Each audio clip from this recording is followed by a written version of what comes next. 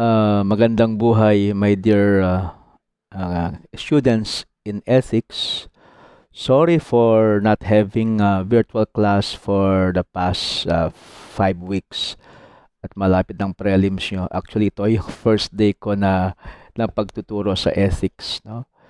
So this is a make-up video para sa inyo para mas maunawaan ninyo yung mga modules. Pero I know na you tried your best to you do your assessments, no, to do your quizzes. But then, no, for the record, no, I reached out by doing this YouTube video in order for you to understand more this very beautiful subject called ethics. So, by the way, I am Father Christian Jesse M. Taliping, or you call me Father Jess. I'm Parish Priest of Immaculate Conception Parish here in Danaili, Abulug. I'm also the school director of Divine Word High School of Danaili, one of the task supervisors. Task means Tuguegarao Archdiocesan School System of Abulug District. I am supervising the schools of Divine Word High School of Danaili, Lyceum of Abulug, Our Lady of Fatima Learning Center, Lacapan Incorporated, and San Lorenzo Ruiz Educational Institute of Lasam. So I'm now your teacher starting today until the end of this subject of this semester. So this is the first module, Intro to Ethics, and I thank my fellow ethics teachers like Sir Nestor and Sir Wilson for doing this PDF of these subjects. So what is the basic definition of philosophy? No? Because ethics is a branch of philosophy. Okay? So philosophy comes from Greek words. Philein, ibig sabihin ng philein, meaning love or friendship. Philia. Okay? And Sophia, meaning wisdom. So philosophy means love of wisdom.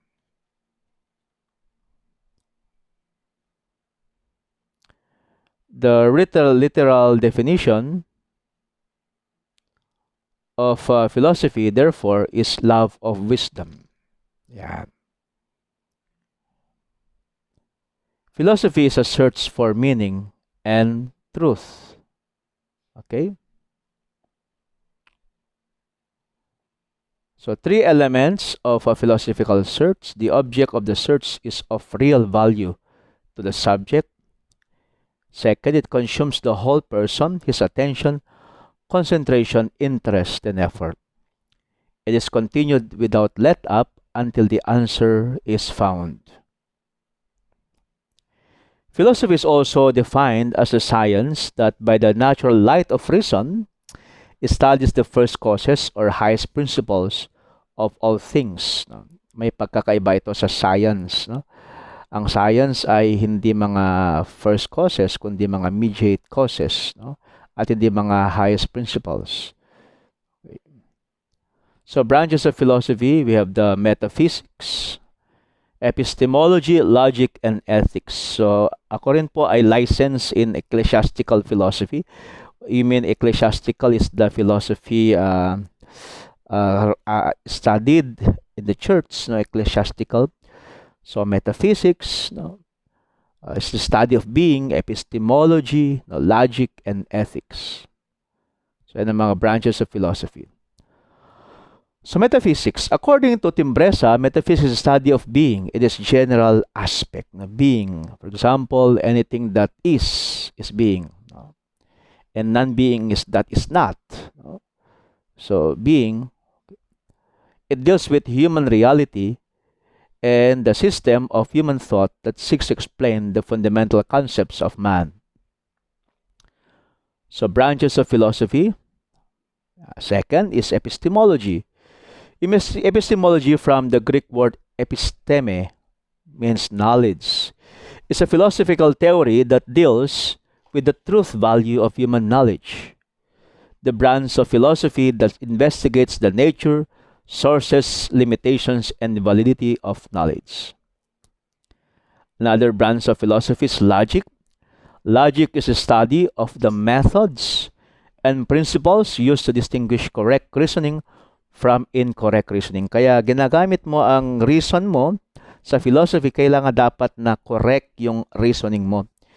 This branch of philosophy focuses on developing the mind to be critical and logical.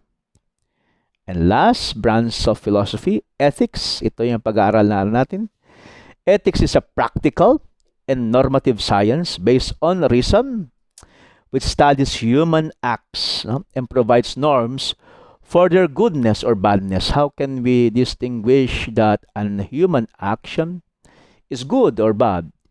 It studies the morality, goodness, or badness of human actions. So, the material object of ethics. Ano bang material object ng ethics? What does ethics study? The human act or the human action. Mas maintindihan ninyo mamaya ito as we advance, as we progress in our study. What is the formal object of ethics? Okay. What does ethics want to see in human acts? The goodness or badness of the human act. So, human action, and then yung formal is this good or is this bad? Itong human action ko ngayon ay nagtuturo, no? Is this good or is this bad? Maybe sabihin niyo, no, good father, no? Pero depende, baka iba yung intention ko na pagtuturo. Oh, okay.